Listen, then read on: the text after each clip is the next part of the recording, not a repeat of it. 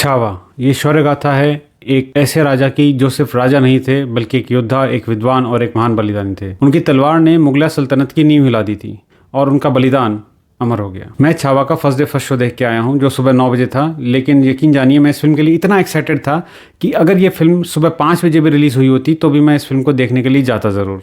छावा में विकी कौशल छावा नहीं शेर दिखे हैं। वो शेर से लड़ने वाला सीन जो आपने ट्रेलर में देखा था, अगर आप उसको ध्यान से देखोगे तो उसमें गेटअप में इतनी डिटेलिंग की गई है कि विकी कौशल शेर लग रहे हैं। फ़र्क सिर्फ इतना है कि एक शेर भूरे बालों वाला है और एक शेर काले बालों वाला। ये फिल्म नहीं, ये फिल्म एक सेंटिमेंट है, ये एक श्रद्धांजलि है, ये एक शौर्य गाथा है जो आपको सोचने पे मजबूर कर देती है। और आप यकीन जानिए ये फिल्म जितना हो सकता है उतना कल्चरली अलाइंड है। शुरुआत में जो क्रेडिट्स आते हैं वो क्रेडिट्स हिंदी में ही आते हैं, या ऐसा कहें कि देवनागरी में आते हैं। So it is that culturally aligned. जब तक फिल्म ख़त्म होती है तब तक आपको अंग्रेज़ी के शायद 2 डायलॉग्स के अलावा कोई अंग्रेज़ी में कुछ भी देखने लिखने पढ़ने को नहीं मिलता है। जितना शानदार कैरेक्टर विकी कौशल को पोर्ट्रे करना था, विकी कौशल ने उस कैरेक्टर को जिया है। इससे पहले सरदार उधम उरी, सैम बहादुर में उन्होंने जो काम किया था ये उससे 100 मील आगे है। ये फिल्म हालांकि बायोपिक लीग की ही है, लेकिन जो काम विकी कौशल ने किया, विकी कौशल से बढ़कर अब मेरे को लग नहीं रहा कि ये और कोई इस काम को उतना अच्छे तरीके से पोर्ट्रे कर पाता। छत्रपति संभाजी महाराज को इससे बेहतर ट्रिब्यूट पर्दे पे शायद आज तक नहीं मिला होगा। Heads off to Vicky Kaushal, heads off to the entire team. आप में कौशल कूट कूट कर भरा है। विकी कौशल, आपका नाम विकी कौशल नहीं विकी कौशलेंद्र होना चाहिए। बाकी की स्टार कास्ट की अगर बात करें तो अक्षय खन्ना का स्टेयर औरंगजेब आपको हिला के रख देता है। और जब वो पर्दे पे आते हैं तो जो बैकग्राउंड स्कोर आता है वो उनके लिए बहुत ही रेलिवेंट होता है। तो अक्षय खन्ना का ओवरऑल कैरेक्टर ही बहुत ही ग्रेविटी लिया हुआ, बहुत ही क्रूअल टाइप का कैरेक्टर डिफाइन किया गया है। महारानी येसुबाई भोसले की भूमिका में रश्मिका मंदाना देखी हैं। उनकी कास्टिंग शायद इसलिए रेलिवेंट है क्योंकि उनकी आंखें बड़ी हैं और उनका फेस रेलिवेंट है। सर सेनापति हम्बीर राव मोहिते के रोल में आशुतोष राणा बिल्कुल जच रहे हैं, बट जिस तरह से उनके कैरेक्टर को एंड किया गया, जिस अंडरवेलमिंग तरह से उनके कैरेक्टर को एंड किया गया, वो काफ़ी लोगों को जचा नहीं है, मुझे भी पर्सनली। हाँ, और फिल्म का जो एंड होता है, जो लास्ट का आधा घंटा, बहुत ही ब्रूटल। मैं अपने बेटे के साथ देखने के लिए गया था। मुझे उस जगह पे उनसे आग्रह करना पड़ा कि थोड़ी देर के लिए आप फिल्म को मत देखो, और ऐसा 3 या 4 बार हुआ।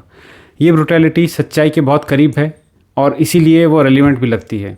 ये फिल्म एक सच्चा डिपिक्शन है उन यातनाओं का जो छत्रपति संभाजी महाराज ने सहन की हैं। उनका व्यक्तित्व तो इतना महान था कि उन्होंने एक बार भी आह नहीं भरी और कभी भी हार नहीं मानी। और हाँ, इस दौरान कवि कलश उनके साथ थे। कवि कलश के रोल में दिखे हैं विनीत कुमार सिंह, जिन्होंने गजब का अभिनय किया है और वो इस फिल्म के अंदर सरप्राइज पैकेट साबित हुए हैं। जैसा कि मैंने आपको पहले बताया कि ये फिल्म एक सेंटिमेंट है, एक श्रद्धांजलि है, तो इस फिल्म को बनाने में मेहनत भी उतनी ही हुई है। एक तो फिल्म का पैलेट बहुत ही अच्छा यूज़ किया है, स्पेशली वो सीन्स जो छत्रपति संभाजी महाराज के दरबार के हैं, उनके अंदर जो कलर कंट्रास्टिंग यूज़ हुई है वो बहुत ही शानदार यूज़ हुई है। और एक बैकग्राउंड डिटेलिंग के अंदर और सीन की डिटेलिंग में बहुत ही अच्छा काम किया है, that is cinematically driven. Four shadowing बहुत ही अच्छे से यूज़ हुई है। फोर शेडोइंग वो टेक्निक है जिसमें बैकग्राउंड साउंड से ही नेक्स्ट सीन का कंटेक्स्ट सेट कर देते हैं। जैसे कि वो शेर वाला सीन जो आपने ट्रेलर में देखा, उसका कंटेक्स्ट सेट करने के लिए उससे करीब 1 मिनट पहले सिर्फ शेर की साउंड आपको सुनाई देती है, वो भी पीछे के किसी स्पीकर से, एंड दैट इज़ इट। और ऐसी ही काफ़ी डिटेलिंग के साथ में काफ़ी सीन्स आपको इस फिल्म में देखने को मिलेंगे। फिल्म में साइलेंस का भी बहुत जगह पे अच्छा यूटिलाइजेशन हुआ है ताकि सीन के अंदर डायलॉग्स की ग्रेविटी बढ़ जाए, जो सीन कहना चाहता है वो जनता तक आराम से पहुंच जाए। क्लाइमैक्स से पहले वाला सीन जिसमें छत्रपति संभाजी महाराज का स्पीच है वो आपको गूज बम्स दे के जाता है। Great work by the team there, because जो एंसेंबल हुआ है वहाँ पे और जो मल्टीपल कैमरा से उस सीन को शूट किया गया है वो देखने में मैस्मराइजिंग है। फिल्म में कुछ इधर उधर की घटनाएं भी आपको देखने को मिलेंगी जो सिर्फ टेंशन क्यूइंग का काम करती हैं और आती हैं और चली जाती हैं। उनका ओवरऑल स्टोरी पे कोई बहुत ज़्यादा फर्क पड़ता नहीं है। छत्रपति शिवाजी महाराज की आइडियोलॉजी को ये फिल्म अपनी राइटिंग में साथ लेके चलती है और इसीलिए फिल्म की राइटिंग बहुत ही गंभीर है। फिल्म की राइटिंग इतनी गंभीरता से की गई है कि इसकी बेस लाइनिंग जो छत्रपति शिवाजी महाराज की सोच, उनका विजन है, उसको डायलॉग्स में बहुत ही अच्छी तरह से, बहुत ही प्रॉम्प्टली बताया गया है। और डायलॉग्स बहुत ही बेहतर डायलॉग लिखे हैं। ऋषि वीरमानी के इन डायलॉग्स की इस फिल्म को सख्त ज़रूरत थी। बहुत ही सारगर्भित और कम में ज़्यादा बोलने वाले डायलॉग्स आपको आजकल सिनेमा के अंदर बहुत ही मुश्किल से सुनने देखने को मिलते हैं, और इनको जैसे पोर्ट्रे किया गया है कैरेक्टर्स के द्वारा, वो बहुत ही अच्छा है। इतनी सारी अच्छाइयों के बीच में 2-3 कंप्लेंट्स भी हैं। एक तो AR रहमान का म्यूज़िक कुछ विशेष नहीं कर पाता। फिल्म में कोई पंच सॉन्ग नहीं है कि मैं सिनेमा थिएटर बाहर छोड़ के आऊँ और मेरे को वो सॉन्ग याद रहे। दूसरा, बैकग्राउंड स्कोर में उन्होंने 3 से 4 जगह पे ओपरा बजा दिया है। आई मीन, जब एक मराठा लड़ रहा है तो एक ओपरा का क्या काम।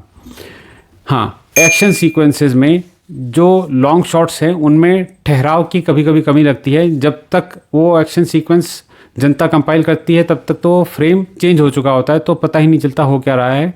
लेकिन क्लोज कॉम्बैट सीक्वेंसेस बहुत ही अच्छे हैं।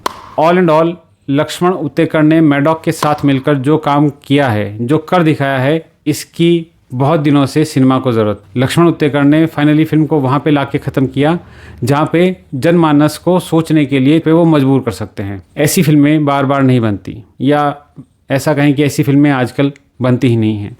ये फिल्म आप हॉल में जाकर ज़रूर देखिए।